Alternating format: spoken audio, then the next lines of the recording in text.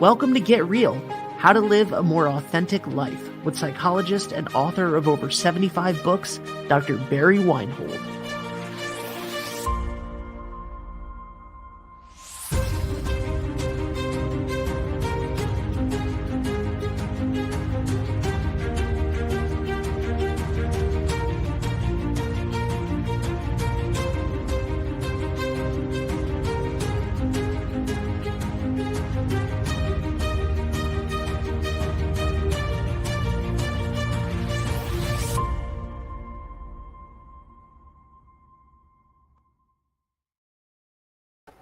Welcome back, everyone, to Get Real, How to Live a More Authentic Life with Dr. Barry Weinhold. My name is Ashley Ross. Dr. Weinhold, how are you doing today?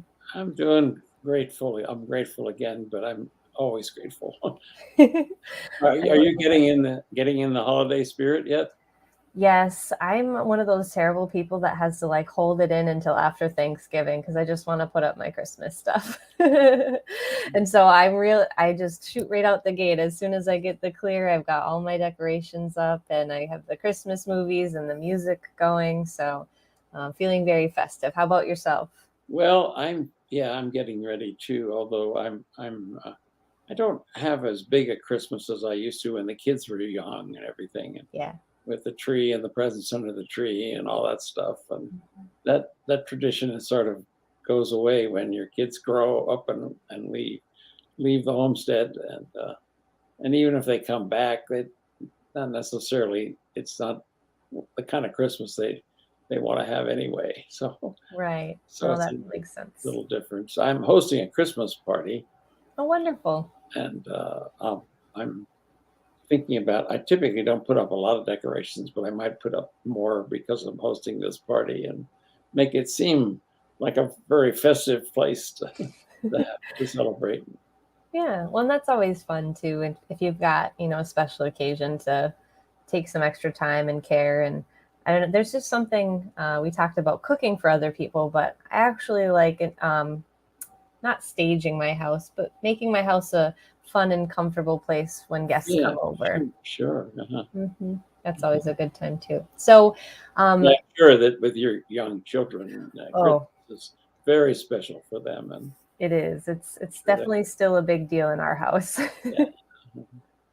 So we're definitely looking forward to that, especially we have our littlest one. It's his second Christmas, and so he'll be a little bit more aware this year. Hopefully we'll at least enjoy the boxes this time. Yeah. So it's a new month. What are we going to share? What are you sharing with us this month?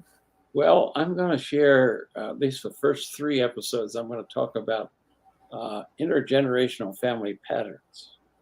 And the first episode will be mostly background about how I came to understand these and then eventually write a book about it. And then the second one will be, I'll present all 12 of the intergenerational patterns that I'm going to talk about and have written about in the book. And then the third episode is about how you change those patterns, so that you have. In the second episode, I'll also present some self-assessment tools to help you see how these family patterns might be impacting your life. So it'll be we'll put up some self quizzes and different writing exercises that will personalize the data and give you a chance to take a look at how these family patterns show up in your life. And then the fourth one, I'm going to deviate from that topic too. I'm going to present my list of the top 12 badass, stupidest beliefs that people have that cause them trouble. And then I'll go over each one of them. And then that will lead into 2023, because I'll spend then the first part of 2023 digging in deeper to each of those 12 or those 20 beliefs that people have that get them in trouble, and then talk about how they might change those so that they don't get in so much trouble. And then also, by that time, my new book will be done. And so then I'll be spending some time during 2023 and talking about helping you raise your psychological intelligence. The title of the book is "What is Your PSY?" IQ, which is their psychological intelligence. And I think that many people just don't understand themselves and their own psychology well enough to really make their life work the way it should. So I'm hoping this will be useful information for everybody about how to make your life work better and become a more authentic person, to get real. Which has been, the theme of the last few months here. But I think you've mentioned this IQ a few times, and it's exciting to be able to, kind of dive into that with the new year and kind of learn more about that topic, because I would agree that is something we definitely don't spend enough time on individually. I'm spending a lot of time writing that book right now. Every spare moment I get, I'm digging into writing the book. I took a writing retreat for a week, and I got a lot done. But now, since the retreat, I'm on a roll, and every time I have an hour here, an hour there, you can see me at the computer working on that book. That's so wonderful. It's a fun zone to be in, to just know that all your thoughts are coming out so fluidly. That's wonderful. So let me start by talking about the family patterns. I attended a workshop many years ago, maybe 30, 40 years ago, and they talked about family patterns, and it was kind of an intellectual topic. I thought, oh, that's interesting. And then I began to see the pattern showing up in my life, and that kind of got my attention. And as I talk about them, I'll probably give some examples of how they showed up. But basically, I saw there was really an important way to understand our own, our history. And of course, there's a whole field now that studies this called epigenetics, and they study the genetic inheritance we have, and they can trace things back 14 generations that we inherit even now. So, but even then, that only represents about 10% of our history. But they've focused on that and really have made it a science, which I think is great. But the rest of it, the 90%, is about how these patterns of behavior that we grow up with get just passed on, generation after generation without any change. And it's really a pretty interesting subject if you get into it. A rather humorous example of that is there's this story of the mother and daughter are cooking Thanksgiving or Christmas dinner, and they're going to make this big ham and bake it in the oven. And the mother says to the daughter is, "Oh, we got to cut it in half before we put it in the oven." And the daughter says, "Well, why do we have to do that?" And the mother says, "Well, that's how my mother always prepared it." Oh, I said, "Oh, well, wonder why since Grandma's out in the living room, let's ask her." So they go out and they ask Grandma, "We're cooking this ham, and uh, you always cut the ham in half, and we want to know what's the reason for that." And she says, "I didn't have a big enough pan." So it was but not knowing the origin and the reason for why they cut the ham in half, it just got passed on every generation that you got to cut the ham in half before you cook it. And I think that's an illustration, a humorous one, but of how many patterns of behavior that we observe growing up in our families just get repeated. And even sometimes when we say, "I will never ever," maybe you've done this one, "I will never ever say or do those things to my children when I grow up and have kids." And then you're in the heat of battle. What do? You find yourself saying and doing the same things your parents said to you, and put your hands to your face and say, "Oh my God, how come?"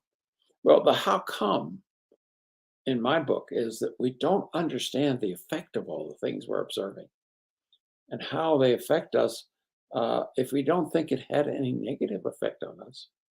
then we're likely to pass it on as being good parents, and think that this is worked for my parents, worked on parenting me, so it should work for me parenting my children. But unfortunately, sometimes those things that we pass on are harmful.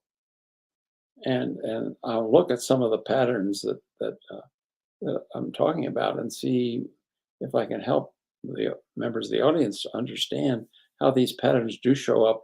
And the other reason why they show up is they're just familiar. We grew up with them, and so it's like our since we most parents never take a course on how to be a parent.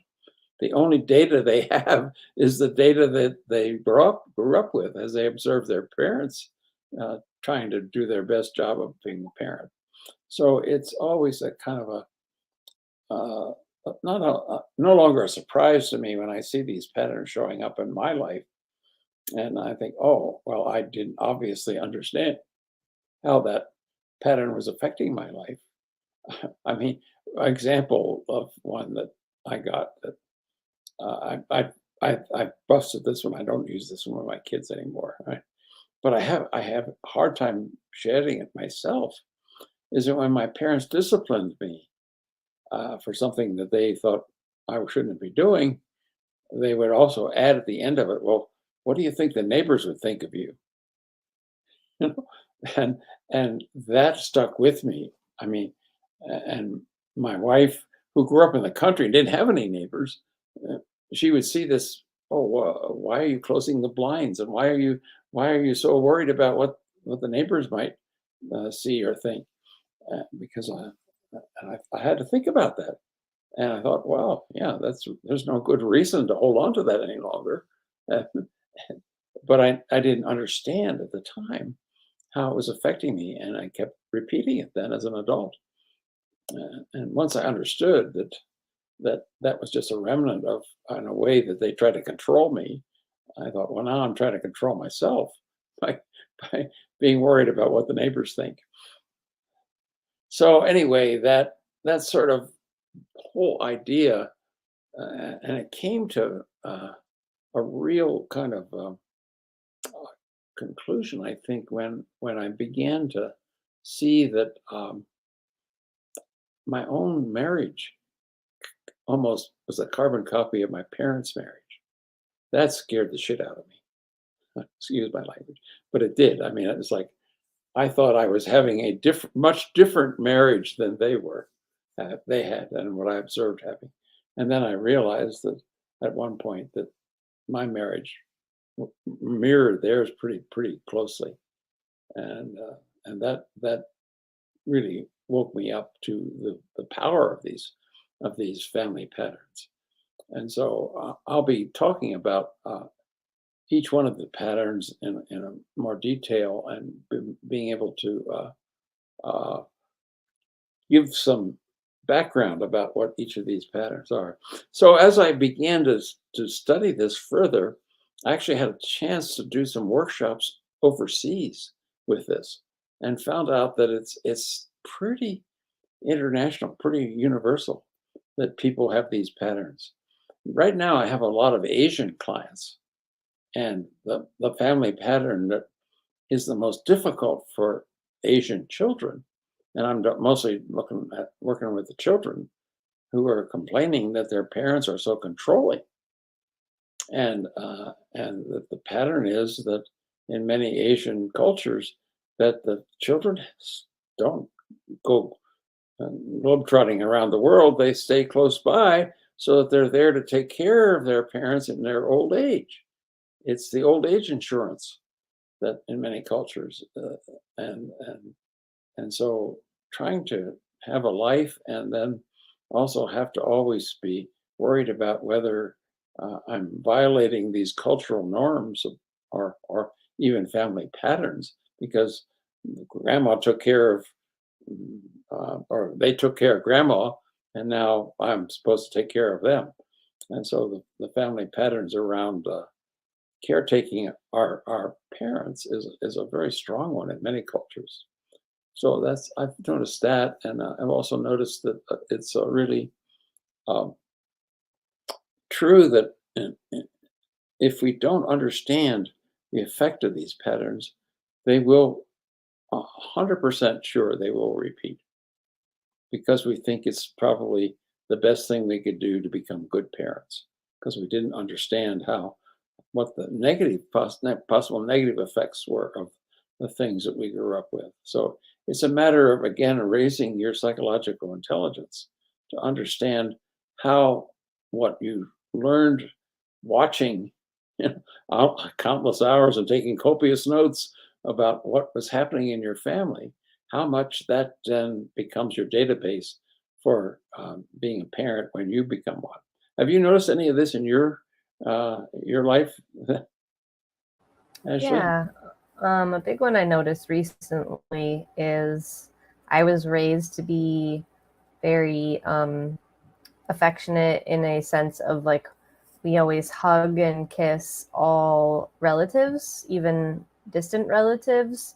Um, and as a child, I was really uncomfortable with that.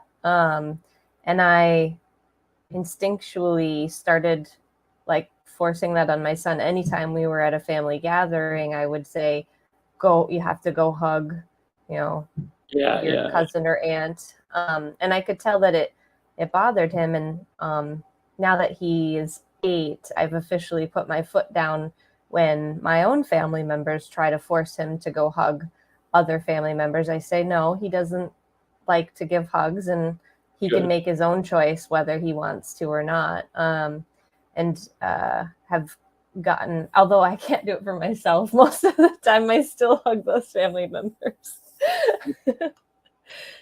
Yeah, But a work in progress.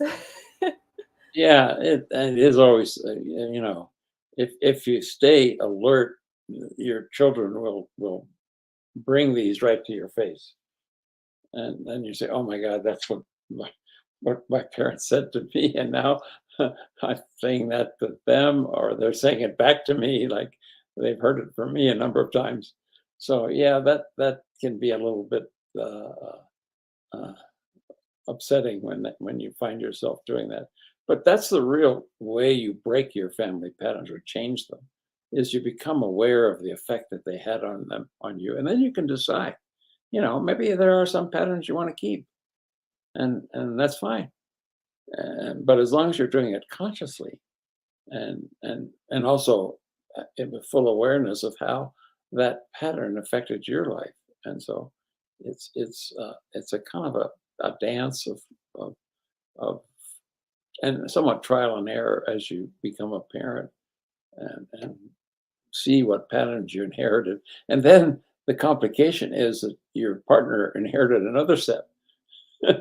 You've noticed that one? Yes.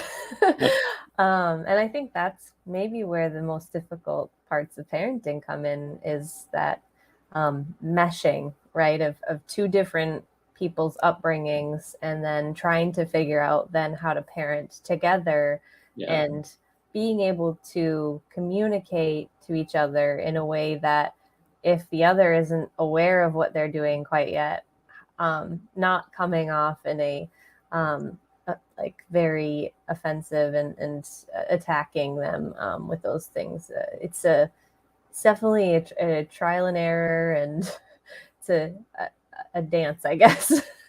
well, that also often comes to the forefront during holidays. Like each of you and your husband each had different kind of holiday traditions, and so how do you blend those two if they're so far apart? And sometimes they are very far apart. And some families they just have two Christmases, one for you and one for your husband. That's we it we do because of, that actually. Our families are very different, and we have, it's like my husband's family doesn't celebrate Christmas on Christmas. We do it on New Year's. yeah. Oh, yeah. Well, I remember when I got married, my wife celebrated the opening of gifts on Christmas Eve. I thought, no, we don't do that. we wait until Christmas morning to open gifts. I do that as well, actually. I always got to open one gift on Christmas Eve, and I tried to carry that tradition on. And my husband's like, "We don't do that. Like, no, we don't. We're not allowed to do that." But I won that argument. Yeah. So Christmas, our family traditions on holidays can cause a lot of conflict sometimes, and be surprising that, like this person that is I'm so much in agreement with. Now we have such different traditions to deal with here all of a sudden, and it gets a little bit dicey. Well, listen, I think we've talked enough about them. I want to now kind of close this episode, and next time in our next episode, I'm going to lay out all 12 of these and why they're important, and how to identify how much of these are present in your life. And then we'll go on to the third episode and talk about if you don't like some of them, how do you change them? Wonderful. I'm really looking forward to it. I think every episode is always a delight. And until next time, thank you so much, Dr. Barry Weinhold. All right. Thank you, Ashley.